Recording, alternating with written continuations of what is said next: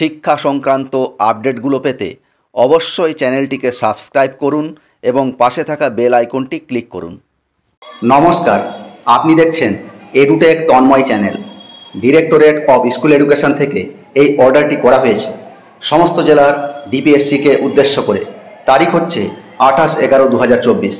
Subject হচ্ছে generation of NGIPF account in respect of all primary teachers as well as DPSC employees, অর্থাৎ সমস্ত primary শিক্ষক শিক্ষিকার পাশাপাশি ডিপিএসসি এর কর্মচারীদের NGIPF অ্যাকাউন্ট চালুর ব্যাপারে।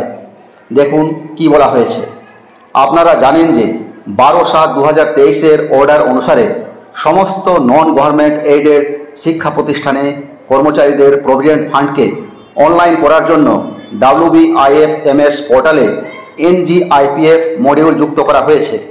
অতএব আপনার নিয়ন্ত্রণাধীন সকল কর্মচারীদের NGIPF অ্যাকাউন্ট থাকা আবশ্যক। তাই ডিসেম্বর 2024 স্যালারি বিল জমা দেওয়ার আগে সমস্ত প্রাথমিক শিক্ষকের পাশাপাশি সমস্ত ডিপিএসসি কর্মচারীদের জন্য NGIPF অ্যাকাউন্ট তৈরি করার জন্য আপনাকে অনুরোধ করা হচ্ছে। যতক্ষণ না সবাইয়ের NGIPF অ্যাকাউন্ট তৈরি হচ্ছে ততক্ষণ IOSMS পোর্টালে ডিসেম্বর মাসের স্যালারি রিকুইজিশন ফাইনালাইজ করা যাবে না। এই কাজটি হয়ে গেলে তারপরে রেগুলার PF সাবস্ক্রিপশন ফাইলকে স্যালারি বিলের সাথে IFMS পোর্টালে শেয়ার করবেন।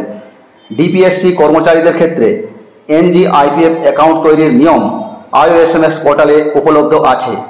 এই অর্ডারটি কঠোরভাবে মেনে চলতে হবে। তাহলে রাজ্যের সমস্ত প্রাথমিক শিক্ষক শিক্ষিকাদের জন্য এটা খুবই ভালো খবর। আপনাদের প্রভিডেন্ট ফান্ডকে অনলাইন করে দেওয়া হচ্ছে এবং NGIPF অ্যাকাউন্ট চালু হবে এবং আপনারা